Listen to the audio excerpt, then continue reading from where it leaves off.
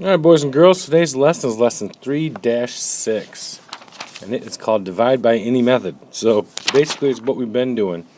So once again, I just want you to think about, say if you're building a hotel, okay, and you build the first floor, and you're like, oh, you have to do it again. Like, oh, I have to build it again, and you do the second floor, you have to do it again. It seems like, oh my gosh, why do I keep doing this?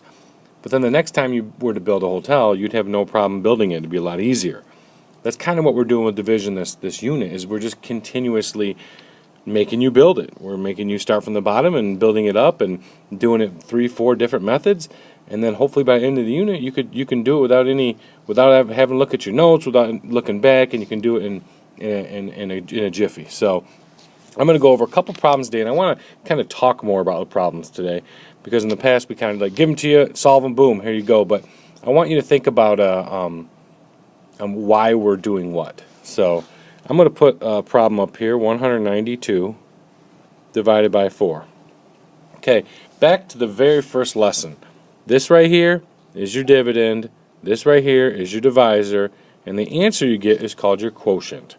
Okay, that's something you still really need to know, and I know we haven't talked about a whole lot since the first lesson, but understand that the big number is the dividend, the number that's dividing the big number is called the divisor, and your answer is called the quotient.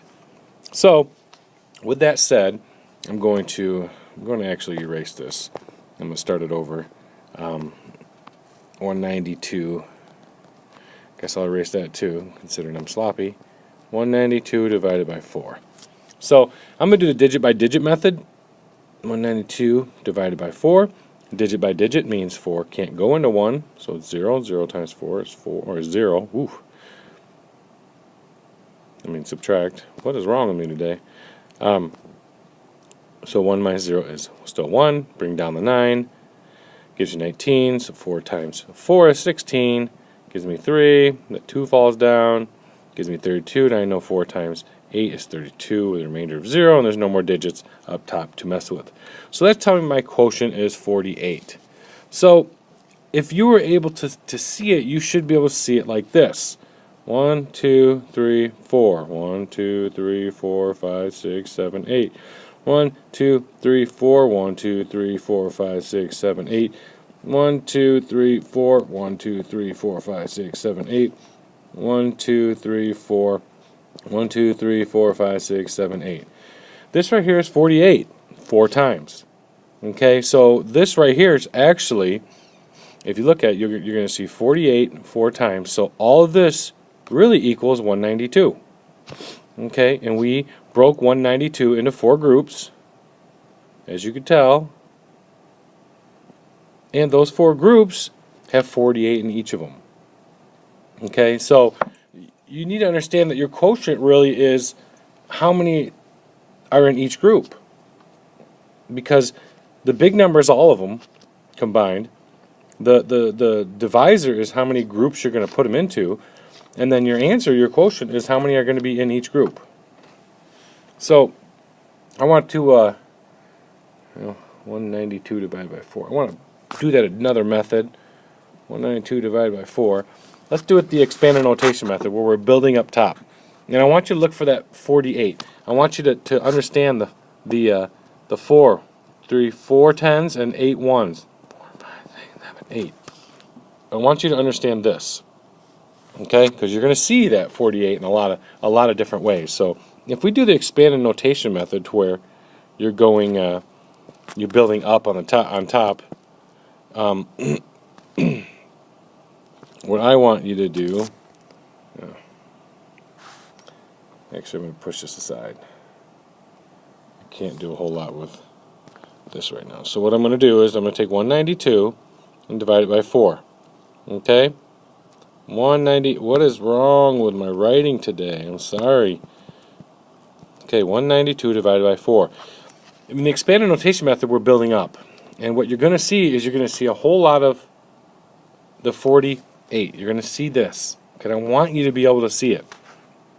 So I know 4 can go into 192 about 40 times. If I do 40, it gives me 160. Okay, notice that. I just put my 4 tens in.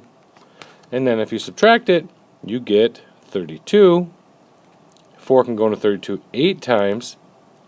It gives me no remainder. Now look at, I have 48. That tells me I have 4 10s and I have 8 1s. That's what I have in each of these. Okay? This is 4 10s and 8 1s one time, but remember, my divisor tells me that you're going to see 4 of them. Okay? So when it's all said and done, you'll have 48 in each group, and there'll be 4 groups. You add them all together, you get 192. Okay? So the place value sections method is a perfect way to really focus on the 48. This is the way some of you like to do, and I have no problem with anybody who's doing it like this.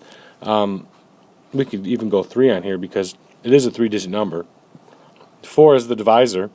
Our number starts with 192. How many hundreds are there? Plus how many 10s are there? Plus how many 1s equals our answer, or our quotient. 4 times 100 is 400. Puts us way over that, so we know there aren't any hundreds in this. Okay, the easiest way to look is to see your divisors of 4 and the first digit's a 1. That tells you there aren't any hundreds in it. But I just want to do it to be safe. So 192 minus 0 is 192. The 192 goes in the next box. I know 4 times 5 10s would be 200, so that's too much. So 4 times 4 10s would be 160. You subtract it, you get 32. Put it over here, you get 32. 4 times 8 will give me 32. Equals 0, no remainder. Right here tells me I have 4 10s and 8 1s. What does my drawing show? 4 10s and 8 1s. Okay, so the point of this is to help you see what each what each number represents, and how using the base 10 blocks you can think of it, envision it as, oh, okay, that means there's 4 10s. This place value section method, you're able to see it. And that's the cool thing. This right here, we're able to say, oh, there's 4 10s, because this is the 10s, this is the 1s, this is the hundreds place. We know there's 4 10s. We're able to see it. The other methods you aren't really able to see it, but you can tell from the number, especially like the expanded notation method, where it tells you there's 4 10s and 8 1s. When it comes to the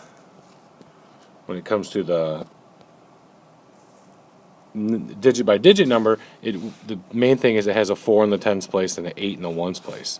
So it also is, let's see, 192 divided by 4. I'm going to move this all the way, and I want to show you the last method is the method I did at my last school. So the partial quotients method. So you take the 192 divided by 4 and you build it on the side. So basically you're adding it up over here. So 4 times 40 will give me 160. Subtract it, give me 32. 4 times 8 will give me 32. Leaves me with 0 left over. You add it all up, you get 48. No remainder. So this also, you can tell there's 4 10s and there's 8 1s. If you were to do something, and this is why this method I think is kind of helpful, because you could actually do 4 goes into 192, and you might say, oh, I know it goes in 30 times to give me 120.